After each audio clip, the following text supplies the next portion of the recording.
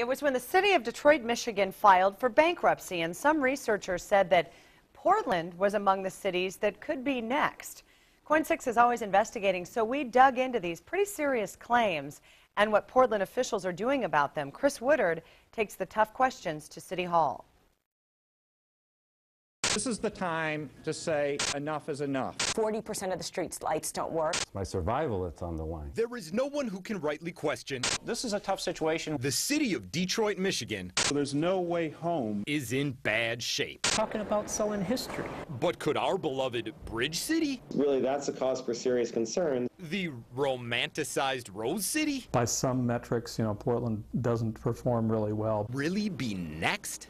In Portland's case, it's really the cost of past decisions. After Detroit filed for bankruptcy 3 weeks ago, their mayor promised the financial climate is bad enough out there, other cities will follow. We may be one of the first, we are the largest, but we absolutely will not be the last. We were surprised to see Portland on the short list of cities that could go the way of Detroit. Check out the alarm this writer is sounding. That's a pretty damaging headline. They've capped the well, but now they need to clean up the mess. All year there have been signs pointing to possible problems. April, Moody's begins studying Portland for a possible downgrade in credit rating. May, the city auditor criticizes the mayor's decision to eliminate the chief financial officer. June, a city audit shows that while the city's financial health is stable, the overall financial position continues to decline. We went to City Hall to find out what's going on, and do people that live here need to be worried? I don't know that I can address what might happen down the line. Right now it isn't a problem, and right now we're still being able to meet all of our mandates, and the city's financially sound. This Pew researcher is another person warning of problems.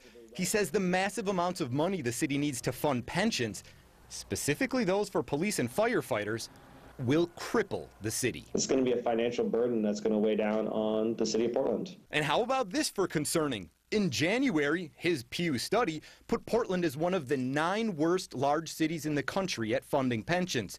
Take a look. There we are, just below Chicago, with only 50% of what we need to cover those pension obligations. So again, armed with the study, we wanted to know if the city's doing anything about this. Is that just kicking the can down the road if you're not dealing with it right now?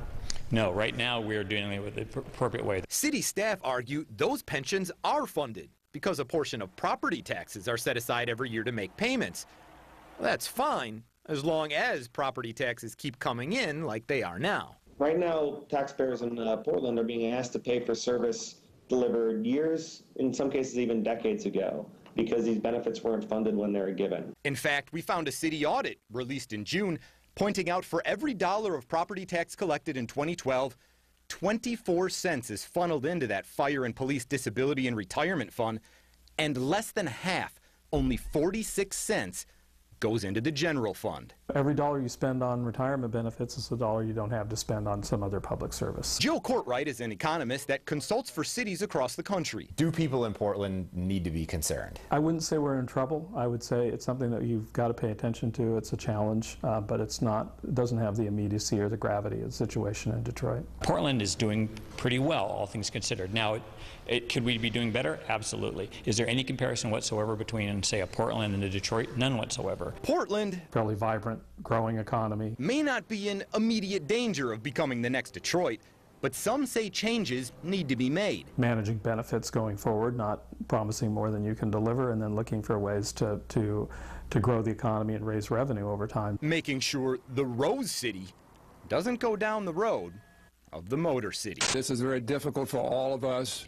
In Portland, I'm Chris Woodard for Coin 6 News.